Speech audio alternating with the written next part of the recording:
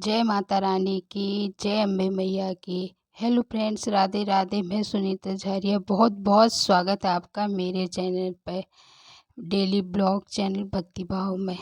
ज़्यादा से ज़्यादा शेयर सब्सक्राइब करें, नए हैं पुराने सब लोग सब्सक्राइब करेंगे। कमेंट्स में श्रीमन नारायण लिखेंगे, क्योंकि आज है पापांकुशा एकादशी, जो पापों को हरने वाली है और वाजपेयी यज्ञ से भी पुण्य देने वाली है ये पापांकुशा एकादशी।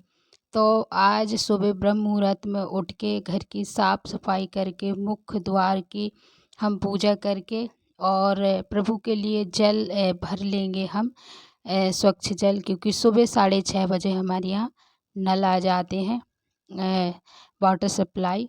फिर उसके बाद फिर मैं आ गई थी पूजा स्थान पर। तो हम उस जहाँ पे हम पूजा करेंगे, चौकी बिछा के, वस्त्र बिछा के, सुंदर सा आसन लगा के हम लाला के लिए पूजा शुरू करेंगे। आज एकादशी है तो लाला का सुंदर सा हम पंचामृत से, दूध से और शुद्ध जल से हम स्नान करा देंगे। और जैसे कि गणपति जी, और जिस भी थाली में आप स्नान कराएंगे उस थाली को आप, जैसे कि स्वास्तिक हो गया, ओम हो गया, और ये रहता है तो ये आप बना लें। फिर लाला को सुंदर से फूल दे के सारे विग्रह को हम स्नान करा देंगे और स्वच्छ कपड़े से पोंछ के उन्हें यथास्थान पर विराजमान कर लेंगे। और आज के दिन श्री हरि विष्णु की पूजा, माता एकादशी की पूजा की जाती है। और ये नवरात्रि के 10वीं कल थी, आज थी एकादशी। तो हम इस तरह लाला का सुंदर सा स्नान करा के और इस व्रत को हम करेंगे पूजा करके।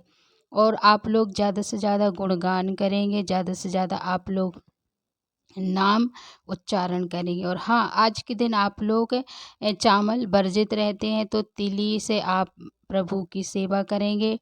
चावल नहीं चढ़ाया जाता है।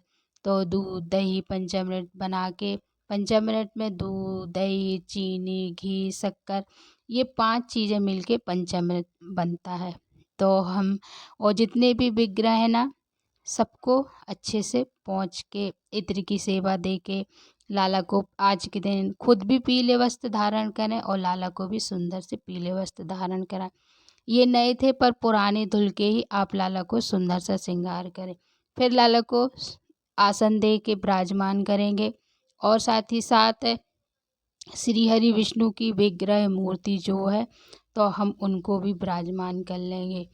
फिर दीप प्रज्वलित कर लेंगे, क्योंकि सर्वप्रथम हमें दीप प्रज्वलित करना रहता है, क्योंकि हमारे पूजा के साक्षी हमारे दीप ही रहते हैं।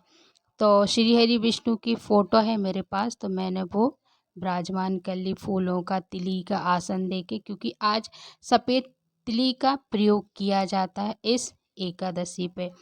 और लाला को आप पीले चंदन से तिलक करना और उनको सुंदर सा तिलक लगाना।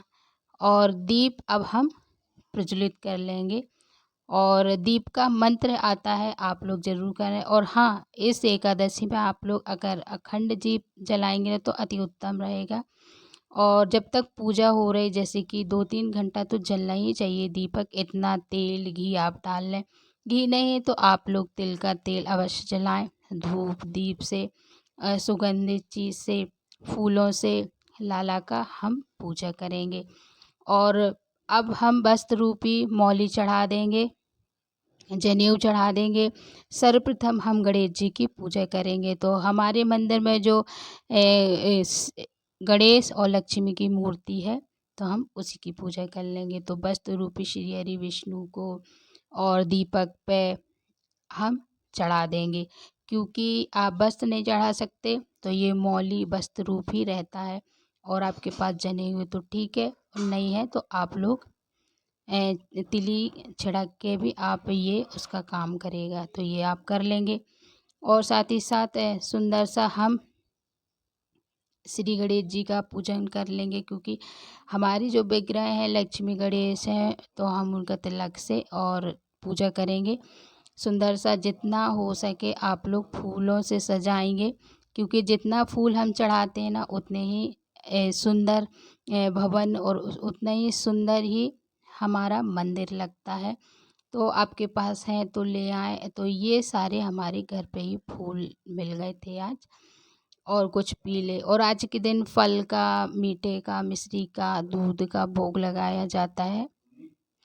और ये शुक्रवार के दिन एकादशी पड़ी है, तो आप लोग शुक्रवार के दिन है हो सके तो, और आप लोग तो कथा की किताब है, तो जैसे कि एकादशी महत्व की किताब उसमें सारी रहती है, तो आप लोग हाथ में फूल और तिल लेके अब हम कथा भी पढ़ लेंगे।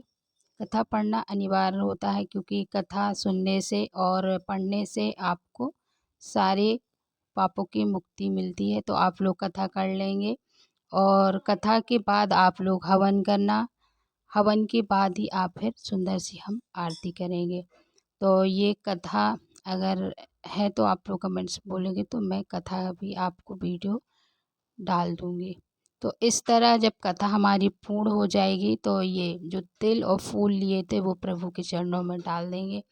और आप लोग जैसे समिधा हो गए और गाय के गोबर है, तो आप 5-7 आहुतियाँ ज़रूर लगाएँ घी की, हवन की जो सामग्री आपने घर में बनाई है। तो हम अग्नि की पूजा कर लेंगे, और वस्त्र रूप या आप लोग अग्नि में भी, और जल से स्वच्छ जल से हम उनकी आचमनी पूजा, टीका, पीला चंदन। और सब पहले हम हवन में श्री हरि गणेश भगवान की आह्वान देते, ओम श्री गणेशाय नमः, ओम रिद्धि बुद्धि गणेशाय नमः। फिर उसकी माता रानी की, भगवती की हम हवन देंगे। और हाँ, जैसे कि आज है एकादशी, तो आप श्री हरि विष्णु के नाम से ओम नमो भगवते वासुदेवाय, ओम लक्ष्मी नारायण नमः, ओम एकादशी नमः, तो इन मंत्रों का आप ज़्यादा से ज़्यादा उच्चारण करेंगे। जिससे कि आप मतलब जैसे कि अभी नवरात्रि चल रही थी, तो आप माता के नाम की आहुति दे रहे, तो आप 11, 108, 51 हवन दे सकते हैं। तो ओम नमो भगवते वासुदेवाय, जय श्री कृष्णाय वासुदेवाय, लक्ष्मी नारायणाय वासुदेवाय, इस तरह आप मंत्रों का उच्चारण करें। अगर गिनती में आपको वो होते तो आप जैसे कि माला रहती है ना, तो वो भी ले लें। तो इस एकादशी को पतित पावनी एकादशी बड़ी ही मनोहर सुंदर श्री हरि विष्णु की पूजा करें। और हाँ, अगर आप लोग व्रत नहीं रखते हैं तो आप फिर भी पूजा कीजिएगा। एकादशी की पूजा करने से आपके सारे पाप कट जाते हैं। और कथा हवन के बाद सुंदर सी आरती करेंगे, ओम जय जगदीश हरे, है ना। फिर उसके बाद आप पूजा के बाद है तो माला ज़रूर करें, कीर्तन ज़रूर करें। ज़्यादा से ज़्यादा आप लोग कीर्तन करें, 5 मिनट 10 मिनट बैठ के उच्चारण करें। और एक माला जितनी आपके पास टाइम है ना, उतनी एक माला है जय श्री कृष्णा, राधे राधे, ओम नमो भगवते या नारायण। और अगर आपके जो आराध्य हैं, आपका गुरु मंत्र है, तो वो उच्चारण करेंगे, कीर्तन करेंगे। क्योंकि ये कीर्तन आपका कहीं नहीं जाता, ज़्यादा से ज़्यादा आपको लाभ पुण्य प्रदान होता है इस जप से और कीर्तन से, और प्रभु भी बड़े प्रसन्न होते हैं। और आज हमारे लाला सुंदर से माला पहने हैं, पीली, और सुंदर लग रहे हैं। और जब कीर्तन भजन हो जाए, तो आज जैसे कि शुक्रवार के दिन पड़ रही है एकादशी, तो आप उनको मीठे में मिश्री बतासा ज़रूर चढ़ाएं। और दक्षिणा नहीं भूलेंगे, क्योंकि हमारी पूजा में कमियों को पूर्ण करती है, दक्षिणा ज़रूर चढ़ाएंगे। और हाँ, दान आप लोग द्वादशी को करेंगे, और पारण का समय सुबह ही रहेगा, तो आप लोग पारण सही समय पर ज़रूर करेंगे एकादशी का पारण। तो इस तरह आज हम पूर्ण